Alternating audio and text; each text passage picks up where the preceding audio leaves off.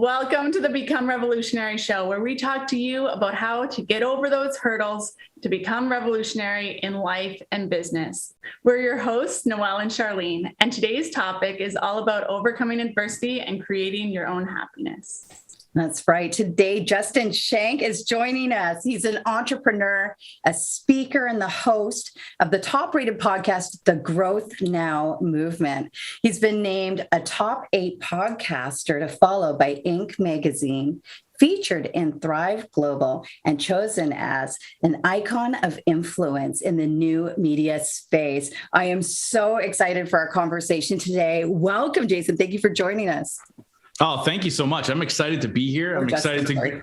No, you're good. By the way, my aunt called me Jason for the first 20 years of my life.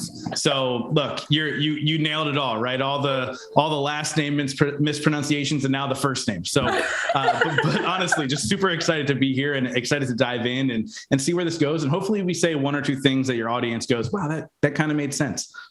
Amazing. So we know all about growth now, and we really want to go there and we want to tell everybody about it. But I'd like to rewind a little bit and kind of talk to you about how you got started. Or did you just wake up one day and you were like, boom, growth now? Where did you start off, and how did this movement kind of get established in your heart? Yeah, that's a really, really good question. And I'm going to go back a little bit further, even before Growth Now was born, and the whole idea, long before podcasts even existed, right? Long before an iPod. And so when I was in high school, I always jokingly say, if there was a senior superlative for least likely to succeed, it would have been me. I had a 1.7 GPA. My mom was in the middle of a 20-year battle with opioids, and my dad was in jail. And so if you look at the statistics, everything said, I have no shot. I'm going to fail. As a matter of fact, they say if your parent's an addict, you have a 50% chance of being an addict. And if your parent's in jail, you have 50% chance of ending up in jail. So if you do the math, I'm 100% screwed, right? It's coming at me from both angles. And so obviously I didn't go to college because of the poor grades. And when I was 19, I got a job in direct sales. And I had a mentor within this company, and I ended up doing very well in the direct sales company, fell in love with the whole idea of entrepreneurship and setting your own hours and doing all that stuff. But the most important part of me having that job was when I was 19, I got handed a book called Who Moved My Cheese? And if you haven't read it, highly recommend. Super quick read, 90 minutes. But it changed my perspective of life. Number one, it was the message I needed to hear at the time, right? Which is the world's going to change around you. Things are going to happen around you, but that doesn't matter. What matters is how you react to that. And then more importantly, it introduced me to self-development. This idea that I can learn on my own, that I can grab a book that I'm interested in and learn from the masters. And that was really the start of my journey of trying to figure out who I am and what's my place in this world, and what was all the adversity for. And then obviously, fast forward, I didn't launch the podcast till I was 30. So talk about lots of growth in that time, right? Multiple failed businesses, trying to figure out, who I am, and then launch the podcast, and everything kind of blossomed from there. And I was really, really fortunate. And there's obviously so much more that I'm sure we can dive into, but the introduction to entrepreneurship and self-development was when I was 19. And then the journey began then, with a lot of missteps and a lot of, back pedals and all the other things in between, but it was quite the journey. Wow, that is quite the journey. And so I'd like to dive in there, if you don't mind. Let's go back, because those missteps are really important. Noelle and I really like to highlight the process, and that you don't just step into it and everything lights up and it works well. No, there's some growth and some learning there. So to help other people avoid those pitfalls and avoid tripping in the same place as you did, if you could go back and you're looking back on your life, what would you share with people to inspire them and to help them forward from where they are now, so that they don't trip in the same way that you did? Yeah, I think, this is a very common saying these days, but it's something that I've been saying for years. I heard it from a good friend, Ed Milet, and he says it all the time. And it is, life is happening for me and not to me. And if you're able to adopt that mindset, all these bad things are always going to continuously happen, right? No matter what we do, bad things are going to happen around us. But if we go, okay, why is this happening for me? We never get into the victim mindset, right? Which I did many, many times in my life before I understood this thought process, between failed businesses and going, why do I suck as an entrepreneur? I should have been going, well, what can I learn from this to move forward, right? It's really that shift in perspective, and the idea that we actually define our rock bottom moment. And what I find most people do is they hit the rock bottom moment and they might recover for a little bit, but they feel bad for themselves. And then they hit the next rock bottom moment, and the next rock bottom moment, and the next rock bottom moment until it's too late. Right? If we realize that life is happening for us instead of to us, that rock bottom moment, if we define it, everything else is a learning moment and we grow from there. It doesn't mean that bad things aren't going to happen. It just means that we're not going to allow those bad things to dictate who we become. And I think that that's kind of the greatest lesson that I learned, whether it be in my relationships, in my business, in my wellness, whatever. Yes, there's going to be setbacks, but it also allows me to learn from them and then kind of implement them into my life and then be able to grow from there. So can we dive into that one a little bit further? Like how logistically do you pull yourself out of those moments? Like, do you give yourself like a pity me day? Or is it an hour? And what are some physical, tangible steps that you take to pull yourself out of a funk or one of those days where you hit a wall in your business and things just aren't moving as quickly as you may like them to be? How do you get yourself out of that? Yeah, I think the first thing is we need to feel our feelings, right? Like we have to allow ourselves some grace in that moment. Like it's okay to be sad. It's okay to be angry. It's okay to be all those things. You just can't stay there. And every moment's different, right? Like something might happen where I'm a little bit down for 3 or 4 days and then I bounce back and then I kind of go back into my thoughts and I'm like, oh, I feel down again, but I don't allow myself to stay there. And that's been the biggest driver for me. And so a couple things, right? Like we need to make sure that we're surrounded by with the right people. When our team or our people, our front line are the right people in place, that's when it's easier to bounce back because you have those sounding boards of people that are willing to kind of coach you through or walk you through that thought process. You know, we all know the saying, you're the sum of the 5 people you spend the most time with, right? Like one of the most famous quotes of all time. And the reason it's one of the most famous quotes is because it's true. Like there's a massive truth to that. And I actually did a deep dive a couple of years ago and I was like, what does that even mean? Right? I think people hear that and they go, well, does that mean I have to get rid of everybody that I love just to replace them and get the 5 people and spend all my time with them and, you know, all millionaires and all these successful people? That's just not the case. And so what I ended up doing was I defined these 5 people specifically and I gave them titles and they all play a role in my life that helped me move forward. So the first person is your cheerleader. Like this is the person that you talk to them and they make you feel like you can run through a brick wall, right? Like you tell them your idea with excitement and then they get even more excited. And then all of a sudden your idea is bigger, right? Like a massively important person in your life. The second person is a bruiser. Like this is the person who questions you, who says, you sure that's the right thing to do? Are you sure that's the right approach? What are you thinking here, right? The person that kind of opens your eyes to the potential adversities that you're going to go through as you're growing. Now, to be super clear here, this person's not an abuser. They're a bruiser, 2 separate things, right? Like this person's not trying to tear you down. They're trying to build you up, but they're doing it from a very specific set of skills, right? Yeah, Those like people challenging you, not knocking you down. 100%, right? 100%. And then the third person is your softie, right? This is the person who, when you are in those low moments, they allow you to kind of be the shoulder to cry on, right? But this person is not an enabler. This is the person who's going to go, it's okay. You've got this. Let's move forward, right? The fourth person is a mentor. I define mentor a little bit different than most people. I think in the entrepreneur space, we hear mentor a lot and we go, well, the person I want to emulate in my business. To me, a mentor is somebody who I consider a close friend, but they have an aspect of them or their life that you kind of like, I admire that and I want to be like that. And so my mentor is actually a guy named Fabio Viviani. A lot of people know him from the show Top Chef. And by the way, I have no desire to own restaurants. He owns like 30. He also does about $350 million a year. I don't ever have to make $350 million a year.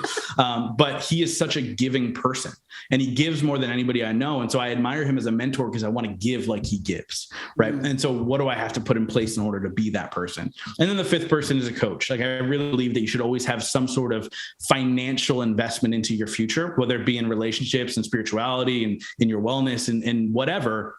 I've had coaches in all aspects because I think it's a really, really important part. Now, obviously, those people can change over time and evolve as you evolve, but I always have those 5 people in place. And when I hit those, to go back to the actual question with the longest answer ever, but when I hit those rock bottom moments or when I feel like I'm down and out, those are the people that I call on to say, what do I do to move forward? You know, after I feel my feelings and I sit in that pain or that whatever, I then make these calls that I need to make. And I say, what do I need to do to move forward? And I think that that's such an important part that so many people miss is to feel them. And then 2, be open and vulnerable enough to talk about them. And you can do that in that safe space of those 5 people. I love that. And something you just highlighted kind of reminded me of a conversation Charlene and I were having the other day of being able to kind of observe what's happening to you from the outside in and being able to even articulate, how would you move forward, or what advice do you have for me? But when we're in kind of like this victim mindset, I feel that we end up complaining more than looking at it sort of objectively, right? And there's room for the subjective, of course, but I think it comes to a point in order to move forward, we need to look at it objectively as well and have those around us. So I love what you're sharing. There's one thing that keeps coming back to me, and you said it a few minutes ago, but I'd like to go back to it. Charlene and I started a virtual event management agency. And so that's how we met. We became business partners and we helped people run their virtual events. And a lot of the clients that came to us would say something similar or along the lines to something you said when you were kind of feeling like you weren't great at entrepreneurship was, oh, maybe I'm not cut out for this. Maybe I suck as an entrepreneur. What was it that had you get out of that mindset? Like before you identified these 5 people, like how did you move from the victim mentality to like kind of scraping yourself off the floor and being like, no, like I'm going to be level-headed about this and I'm going to pursue it because I love it so much? Because I was miserable every day. And I knew creating that freedom for myself where there was no clock to punch. I was living in my purpose. I knew that would help me get out. Now I'll say this. I was chasing entrepreneurship for the wrong reasons. I was chasing entrepreneurship for the things that society said would make me happy, right? I didn't love myself. I was miserable. I was going through it, like all these things. But I was like, once I get this success, once I have the $1 million, once I have the house, the car, the girl, then all of a sudden I'm going to be happy, right? I thought that that's what I wanted because that's what society says, specifically males, in particular males. Like once you get these things, you're going to be happy. But what I realized, I'm a really good observer of other people. I learned this at a young age, going through with what I went through with my parents. But I realized that it's just not true, right? I saw way too many miserable millionaires. I saw way too many people cheating on their spouses, even though on the outside it looked like they were happy, like all these things. But the greatest lesson for me was when my mom passed away. When she passed away, everything shifted for me, right? Like my original idea behind the podcast 6.5 years ago was to interview entrepreneurs so I can learn how to be a better entrepreneur because I had 3 failed businesses. And I was like, well, let me learn from the masters, right? Yeah. And then when my mom passed away, everything shifted. I realized that life is so much more than what society was telling me it was, right? Like I looked at my mom's life and my mom didn't die because she was an addict. My mom died because she didn't love herself. Mm-hmm. Like that's just the reality. And she couldn't see how amazing she was and how everybody who ever met her loved her and was drawn to her and her energy was amazing. She never saw that. And so when she passed away, I actually went through a 3-month bender where I was blackout drunk 6 nights a week. And when I woke up from that bender finally, and I was like, I need to face this shit. That was my true rock bottom moment. It wasn't, I used to think it was when my mom passed away, but when I look back now, I defined it 3 months after she passed away. And I said, this is it. I'm never going to allow these things to affect me anymore. But when I came out of that and I felt the pain and I woke up the next day, I went, you don't love yourself either. What does that take to figure out how to start loving yourself? Right. And which is probably the hardest thing for most people to figure out because it's your own journey. Like people are like, well, how do you do it? Right. I used to ask every single guest when I first started my podcast. Right. Because I always say the first 2 years of my show were for me. Every question that I asked were for me. Like it was the stuff I was going through. So if you want to know all the stuff I was going through many years ago, listen to the show. But I would ask everybody like, how do you define self-love or how do you find it? But I realized that it's your own journey, right? Like I don't have the answer for you.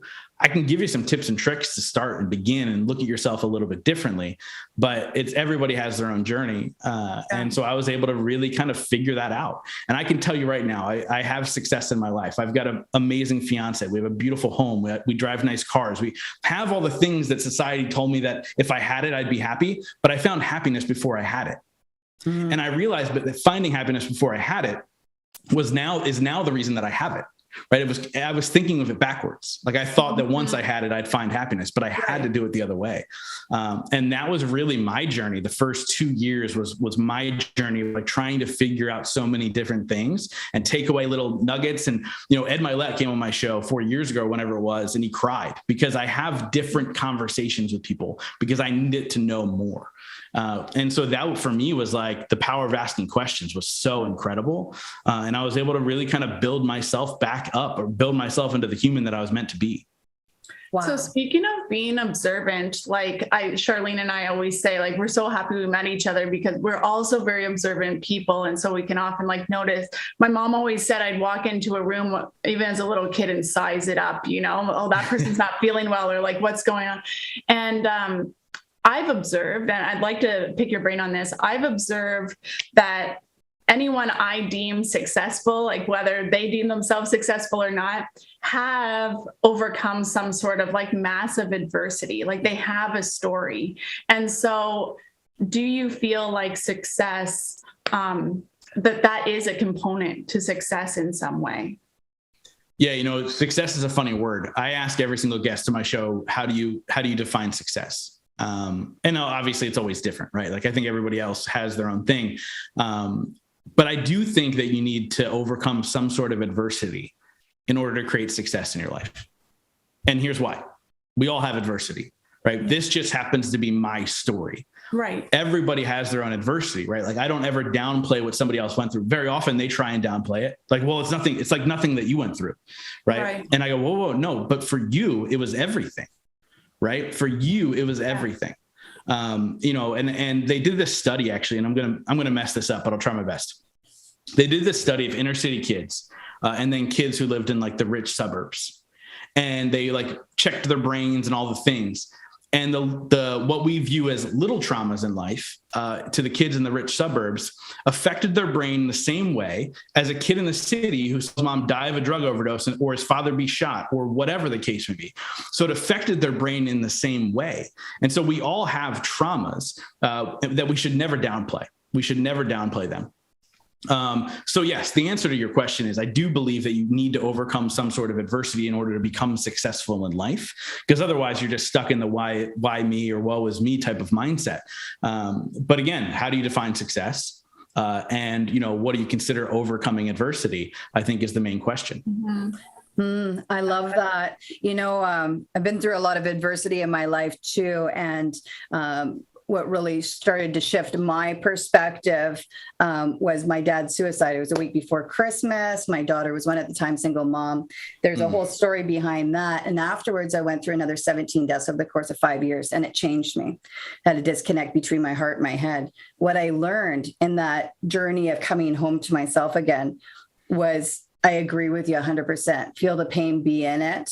It's a humbling experience going back home to yourself, but then taking that pain and actively doing something with it. And for me, that helped me neutralize how the triggers affect me moving forward. So now when it comes, there are waves, but they don't drown me the same way that they used to. I was able to connect again. So I see that you have a growth now community can you tell us a bit more about that? Is this where you encourage people to do something with it as well? Yeah. So first of all, I acknowledge what you went through. I couldn't even imagine, grief itself is a funny thing, right? Like, I don't think we're ever done grieving. And I couldn't imagine 17 loved ones in 5 years. I just got engaged 3 weeks ago, a little over 3 weeks ago. And I immediately wanted to text my mom. She's been gone for 6.5 years, right? So it's a different kind of grieving as we grow and go through it. But the reality is, we have to do the work in order to become the person to work through that grief, to work through those moments. And that's exactly what you're talking about when you're saying, coming back home, right? I think that's a huge thing. So yeah, the Growth Now community was really born as an idea through COVID. I was like, I have to be able to serve on a deeper level, right? I did do 2 virtual events. I know you guys are in that space. I did 2 virtual events during that time. I think that's essentially how we ended up lining up. Like Jonathan George spoke, I think on one or both of them, I'm not sure.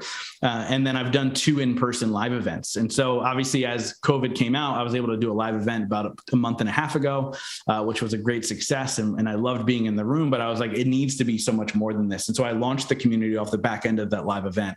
And the community itself, yes, it's for entrepreneurs, but it's also for individuals who know that they have a message that's burning deep down inside of them that needs to be heard. And by the way, this is everybody, right? Like actually statistically, based off of the sheer amount of people in the world, at any given time, there are 75,000 people that need to hear your message specifically from you. And so what we're working on in this community is a number of different things, right? Like I just did a call about how to turn your story into leads, right? So you want to talk about the business side of things, but we talked about how to properly tell your story. Because I think, again, we all have adversities. We should never downplay them, but tell it in a certain way, right?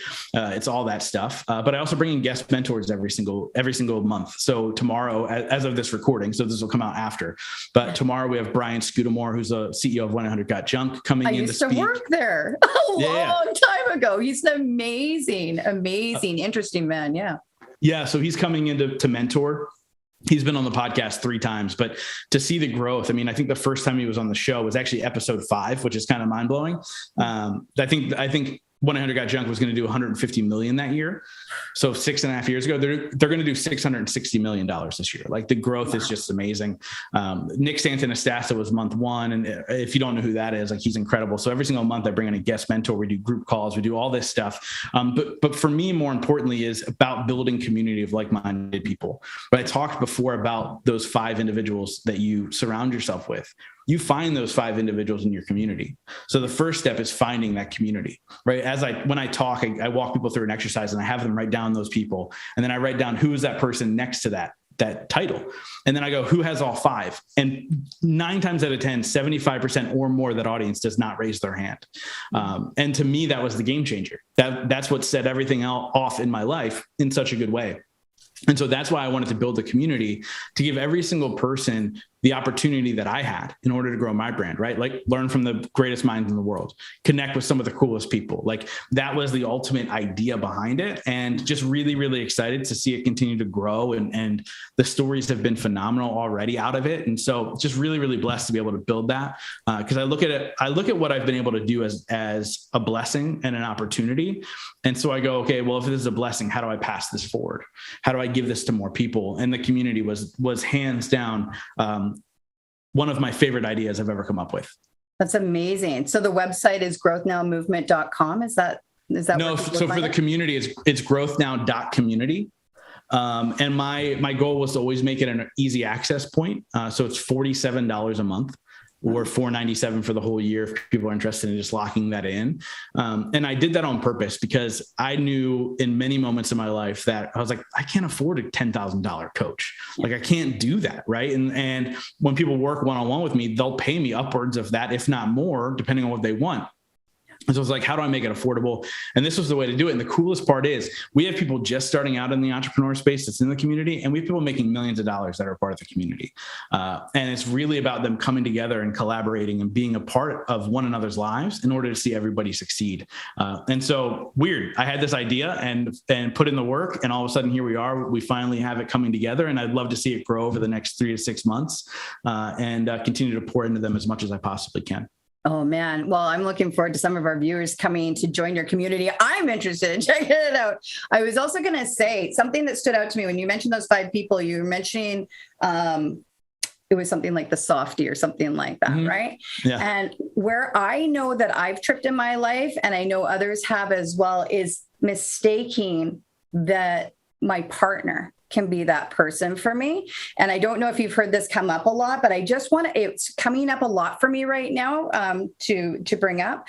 But that it needs to be somebody else. It needs to be somebody else, at least for me. I just can't unload to my partner that same way. They're meant to do a different role in my life. Can you speak to that a little bit?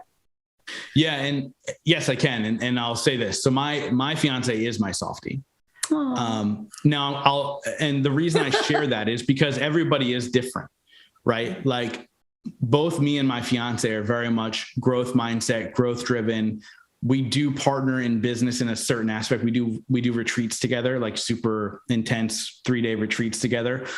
So we have that kind of bond as well. And we're invested in each other's lives far beyond just our love relationship, in a good way.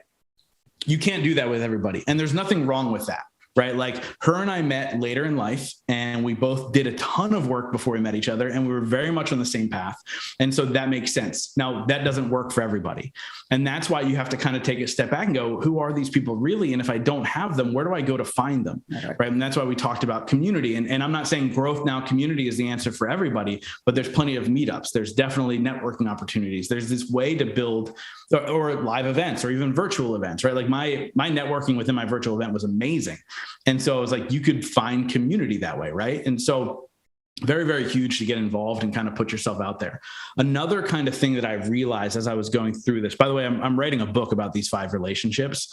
And so as I do more and more research and I dive into it, I realize these people can't share roles. Like one person can't be 2 things, because, I put the asterisk of, the bruiser can't be an abuser. What I realize a lot of times is when I talk to people early on in their journey, they go, yeah, I think my boyfriend or my husband's my bruiser and my biggest cheerleader.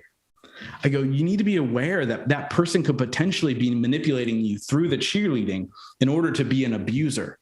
So we have to be really, really aware of who these people are. And I always say they must be 5 individual people. The funny thing is, people come up to me after I give this talk and they're like, will you be my cheerleader? And I go, you misread me. I am a bruiser through and through.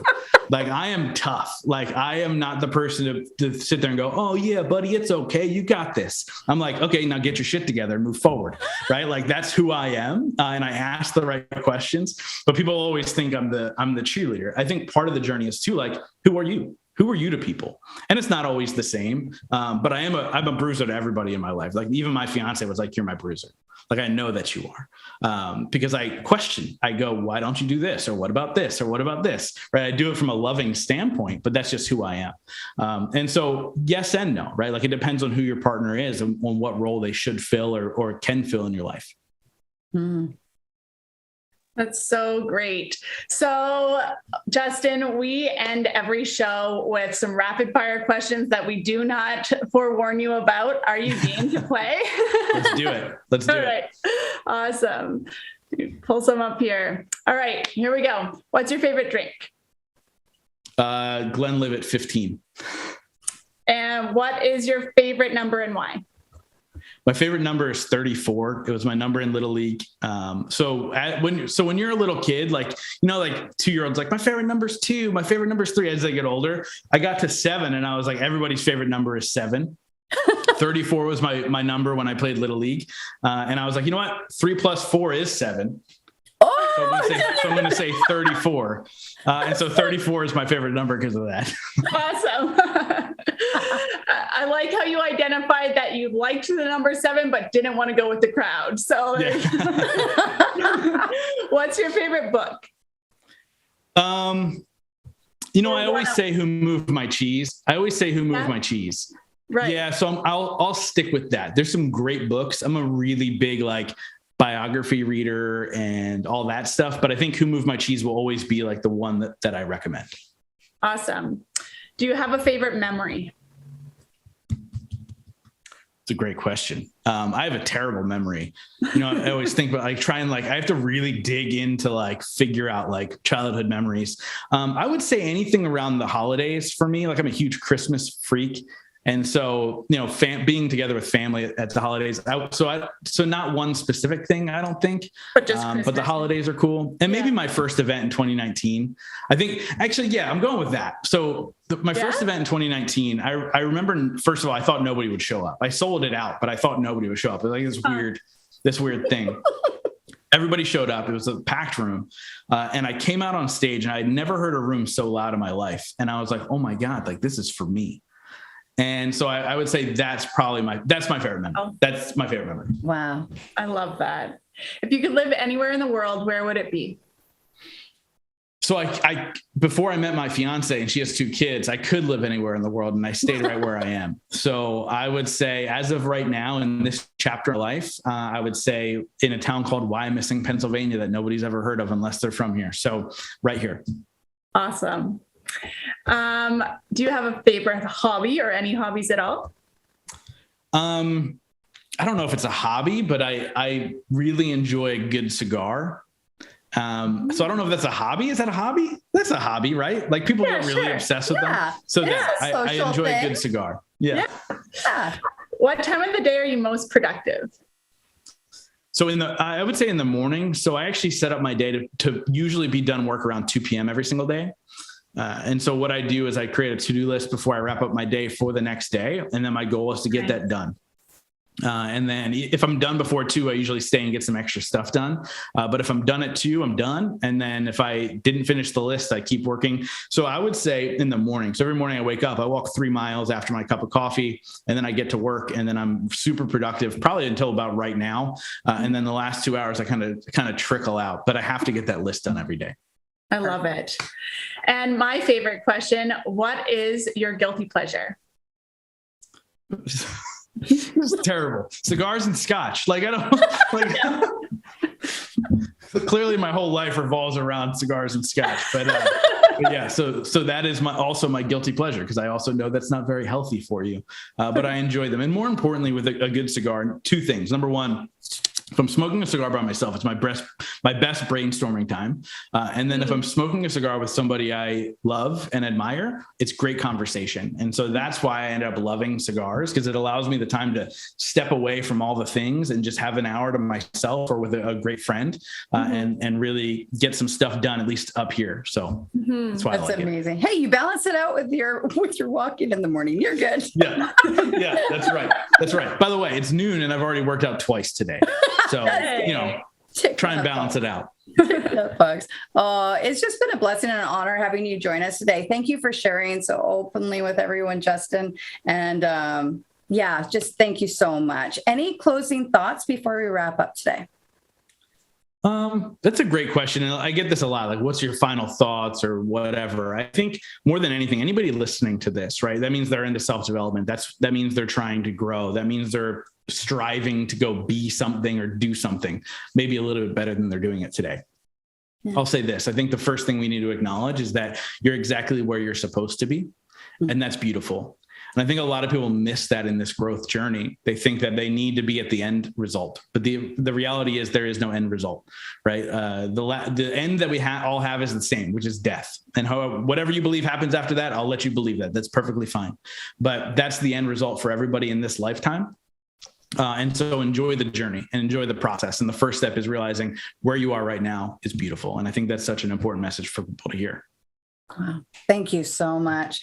Well, friends, go check out Justin's community, growthnow.community. Go join, go get those 5 people. Do an inventory right now. Write it down. Who do you have in your life? Who do you think it is? Who are you missing? And then go look to connect with them either in that community or another community. But this is a great place to start. Remember, we're stronger together. We go further faster. Keep lighting up this world one soul at a time, friends. We'll see you next week. Take care. Thanks. Bye.